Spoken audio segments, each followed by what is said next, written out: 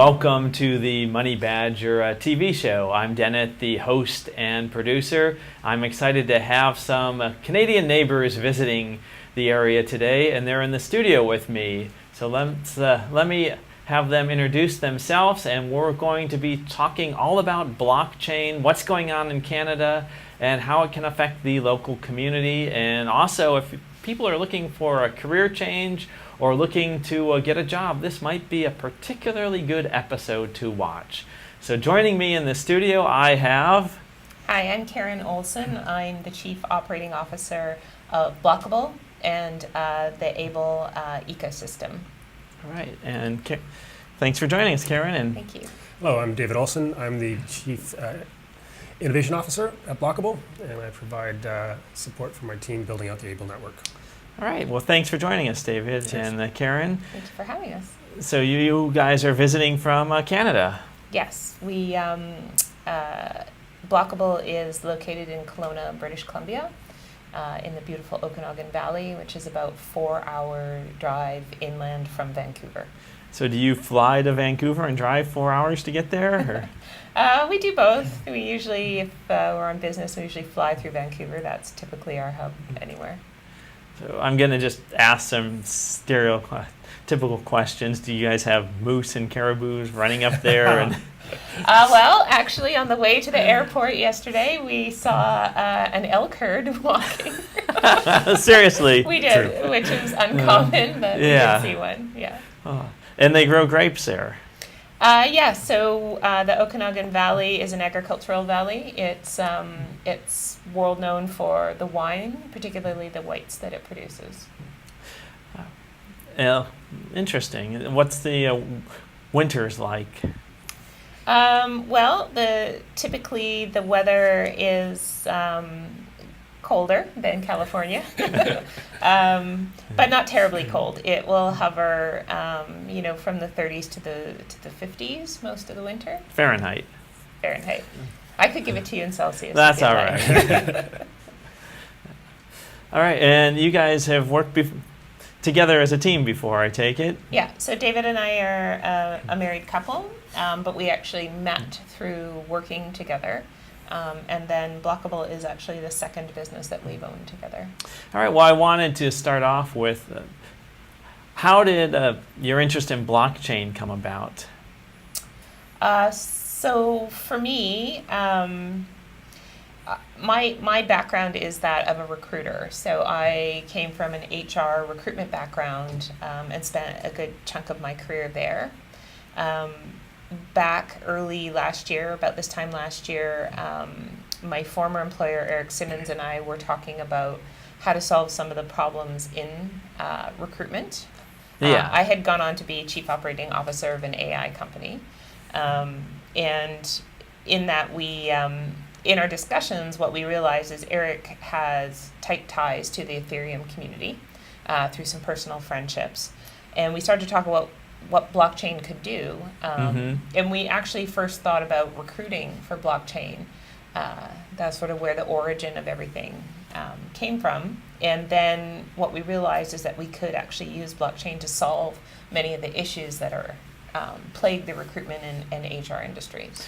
So you have a background in HR, and you're looking at this new upcoming, I don't call it an industry, but a new upcoming technology of blockchain, and you're seeing that, okay, there's going to be a large group of people shifting into this technology and learning about it, and you're kind of looking at how can we gear up to help people be prepared for this, and then the idea hits you, Ethereum is this open source block code, maybe we could actually use the blockchain as part of the recruiting tool? Yeah, so I guess the way to answer that question is it's evident that blockchain and the technologies that underpin it are transformative, and they're going to transform information flow. Similar to what we saw in the late 90s, we're going to see the next wave of transformation come with the blockchain. How personal information is dealt with, obviously, is a big piece of the recruitment puzzle, and so we see a natural fit for how those things can work together. And then also we realized that the economics of recruitment, it's very heavily weighted towards either agency or recruiter. And there isn't sort of a fair play across all of the actors in the system. And what blockchain does is it enables the individual to benefit from their career path and their career history. It also supports those who are supportive to that individual or the professional to benefit from it as well. So the way our system, it has a bounty program that works across the actors rather than just paying out large sums to one actor in the system. Okay, so I got to ask, how does blockchain help? I mean, blockchain, do we want to even back up a little bit? What is blockchain? How would you describe blockchain for a viewer that's not familiar with it? And how is this new technology, I mean, how's it going to be something that will help someone looking for a job? Cue me. Well, a blockchain technology is a distributed ledger over a whole series of computers. So what it does is it decentralizes information, meaning that what we've seen in terms of the exploits on, say, Equifax and a number of our trusted authorities out there, it reduces some of the problems associated with that. It eliminates trust. So it becomes trusted by eliminating the concern for trust. And this is what was originally introduced on the Bitcoin blockchain. Right. The trustless, decentralized technology. Anonymous as well. Which was originally designed for money. It is primarily a cryptocurrency. But you're looking at not using it for money, but how can we use this for fixing a problem in HR? Correct. So does HR have a trust problem?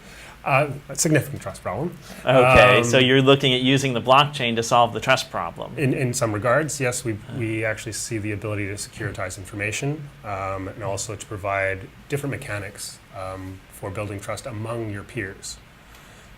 So that's the bounty part that Karen was pointing to. So if you support me in my career path and refer me to an opportunity, you've been part of my success story. Okay, I'm sorry, but I'm not getting this. I like to, Good. Sometimes a little slow to get it, which I want to make sure our viewers also are digesting and getting this. Okay, so the blockchain, you've got this open ledger, which I kind of think of as a giant spreadsheet where people can add information to it. And then securitized in that it's decentralized. No one party controls it because it's verified through various computers or running the nodes around the globe. Well said. Okay, so you're looking at using this as a recruitment tool or for HR. What are you going to have resumes on there? I'm just not getting all the right questions. So those are the things that we're currently dealing with as challenges. Is how to deal with social network information because of the private nature of it. And that's why we look to the security components of encryption to allow us to actually overcome some of those problems. But on a network, other professional networks, a lot of the mechanics are gamified, and they're not in any way indicative of who you are. I still get recommendations for project management opportunities. Yeah. I've been at this for 25 years, and that's not my role anymore. But the information that's out there on my history is being digested through a series of AI engines, and they come up with these opportunities for me that are, false positives. They're not really what I'm looking for. So we're using blockchain as one of many technologies to provide a new professional network for individuals and organizations to more quickly and efficiently meet their needs.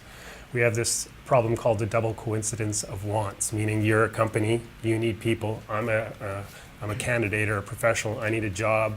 There's this very thick interface between the two of us.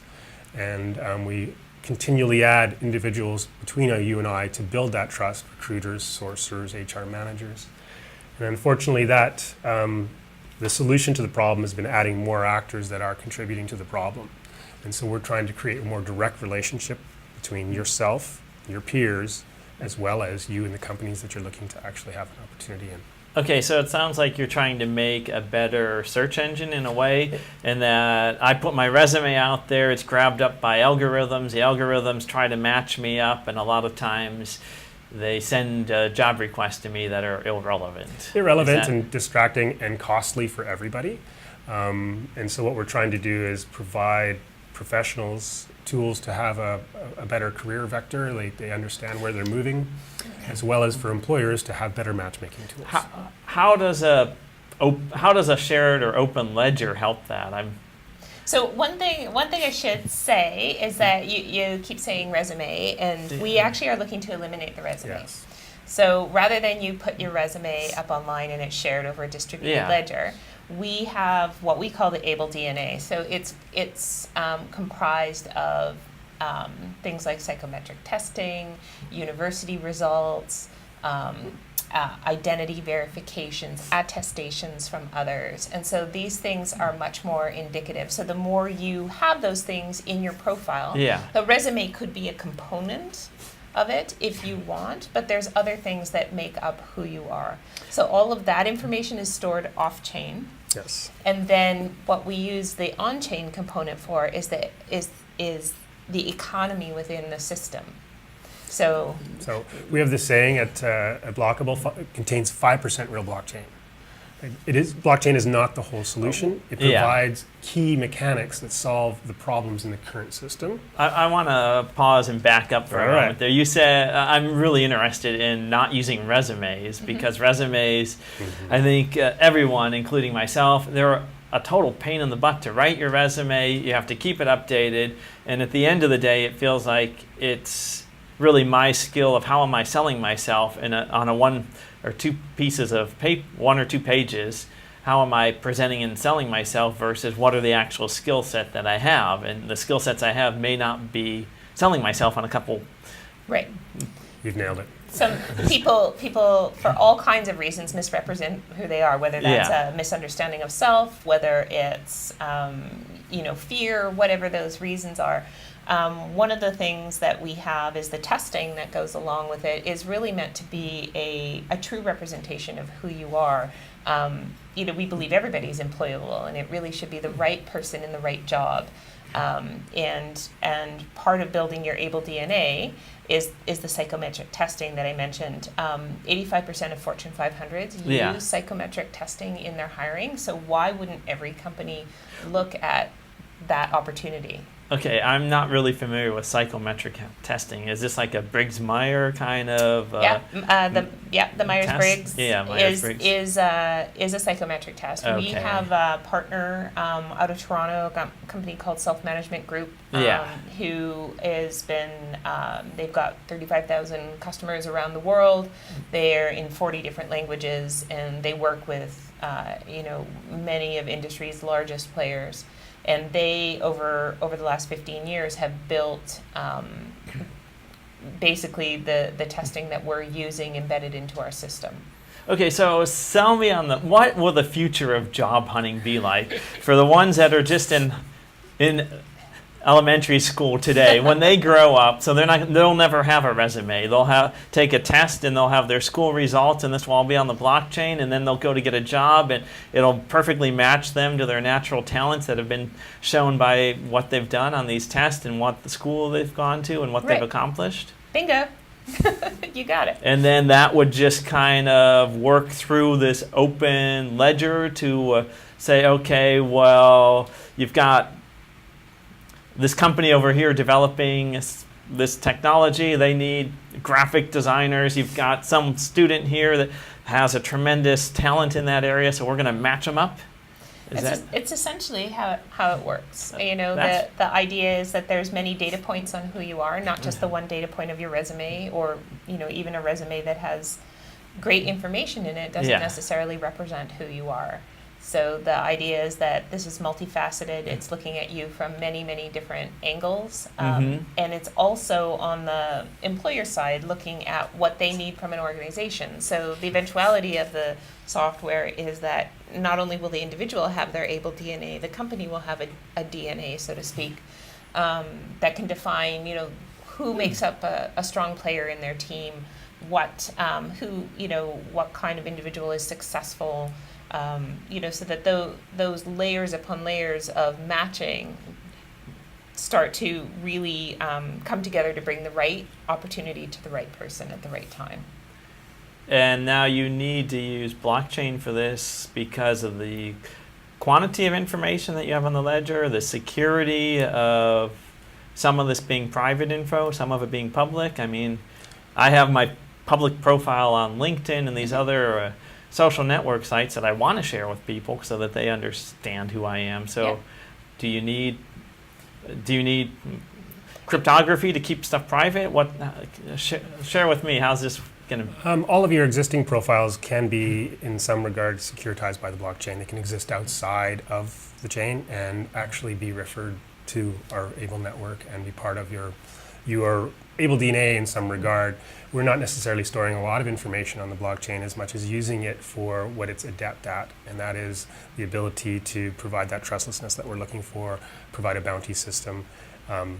In some ways, the immutability of it too, meaning that I can't rewrite your history if I didn't like you working for me. Yeah. And so we don't use it for everything, like your profile, your interactions with it. The blockchain is a database of sorts, right? And you don't interact with the database when you go to Facebook. It's just part of the technology behind the scenes.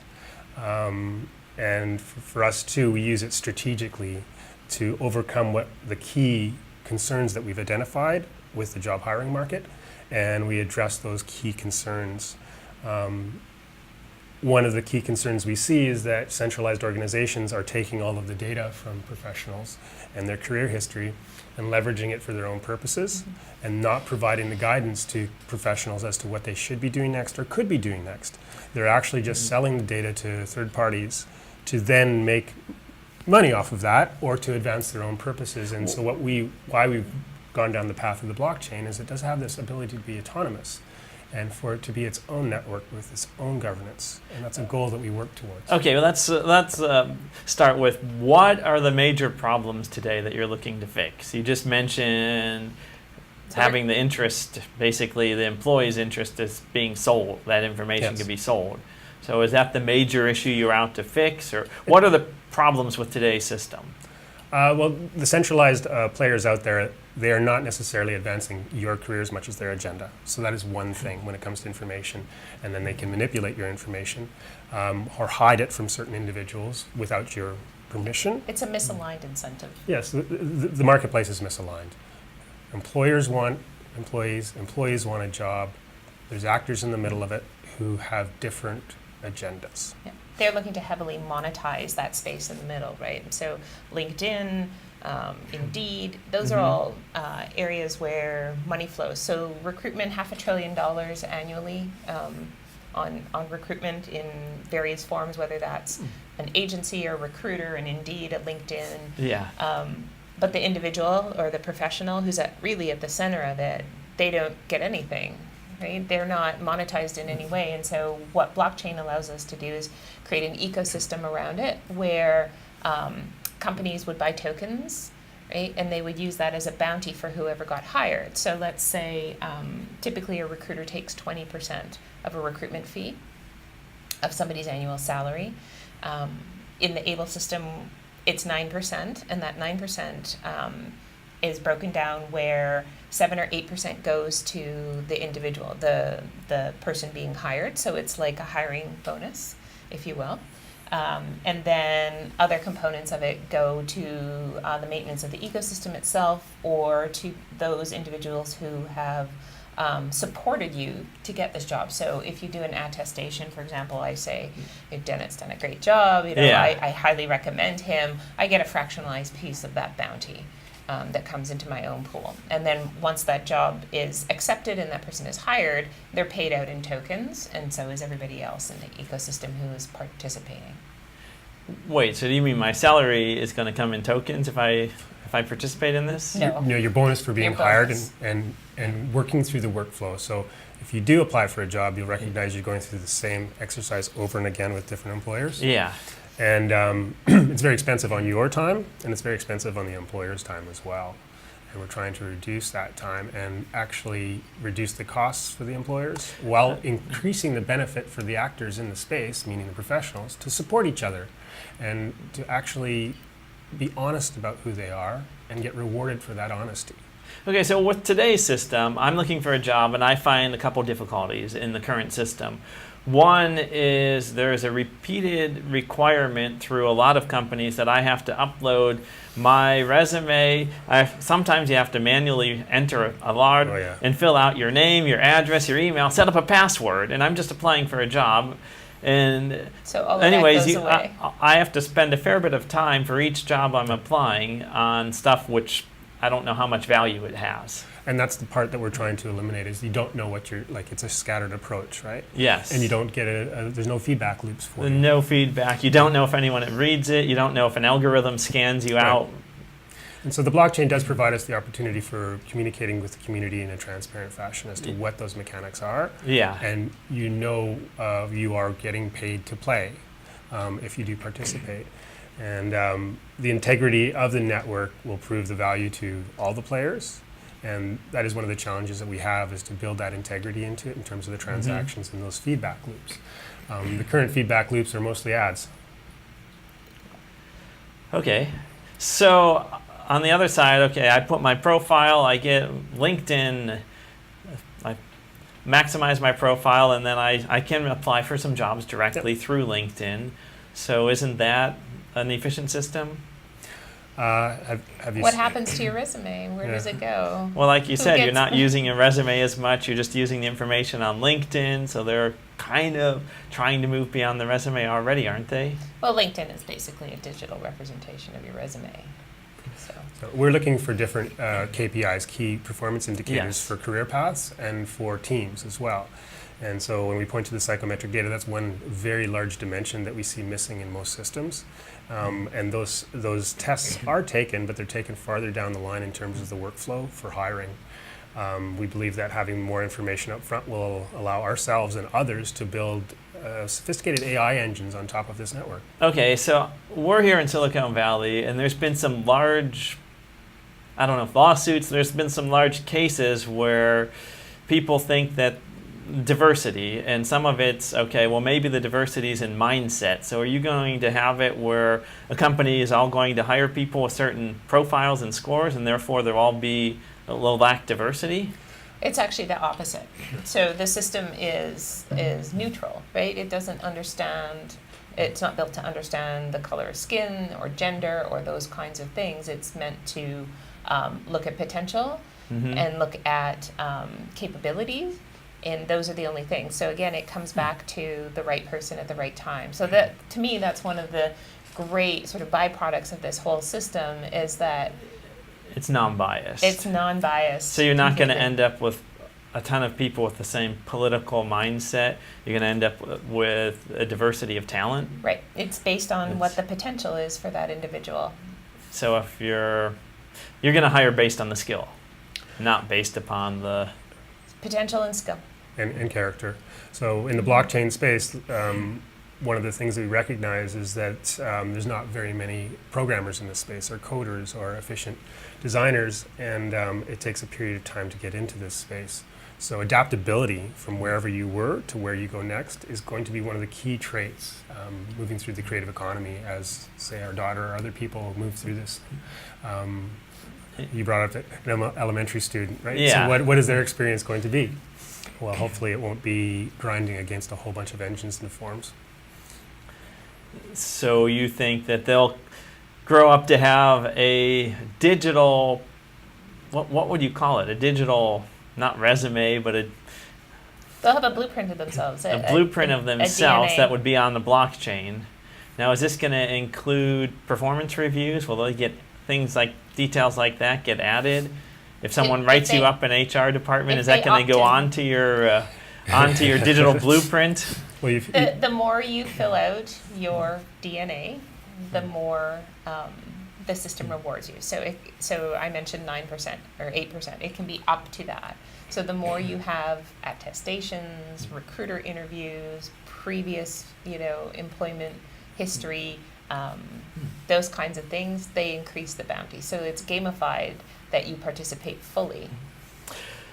Are we looking at a new area for attorneys to open up a bunch of different lawsuits on this new hiring grounds?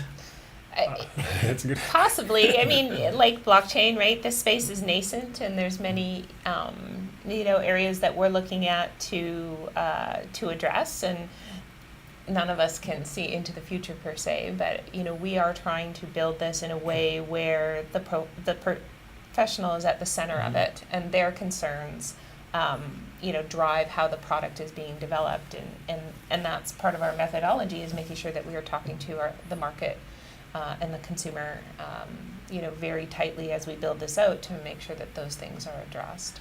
So you're looking to solve a real world problem, which is how do companies hire the right employees, and how do they do it in a more streamlined fashion? Right. And you're looking to how can you utilize the blockchain to help solve this problem, but in turn the problem that's being solved, or it's going to help to fuel the next generation of people to solve, or an innovation that will be needed as people need these skills to work on blockchains. Right. We're almost out of time, so I want to thank both of you for coming in and joining me on this show, but I also want to invite you to stay for one more episode, because we're having a lot of fun here, aren't we? Awesome. Sure. Thank you. Thank you. Is there any last thoughts on this current episode that you want to leave folks with? It's the industry is changing. How you find a job is changing. How the next generation of even what work is going to look like is evolving, and we can't rely on what has been done in the past. Are we going to be stuck with the 9-to-5 job, or is that going to all just go away soon? I believe it'll go away. That's Yes. that's my own personal. That's my own personal. Okay, well, you've been watching the Money Badger. We've had a really fun conversation here, but I'm going to ask you to stay tuned, come back for our next episode where we will continue this conversation about HR recruitment using a blockchain technology to solve issues so that people will have opportunities to work to solve more issues on other blockchain projects in the future as we transition and move forward with this new round of technology. Thanks for watching. I'm Dennett, the host and producer.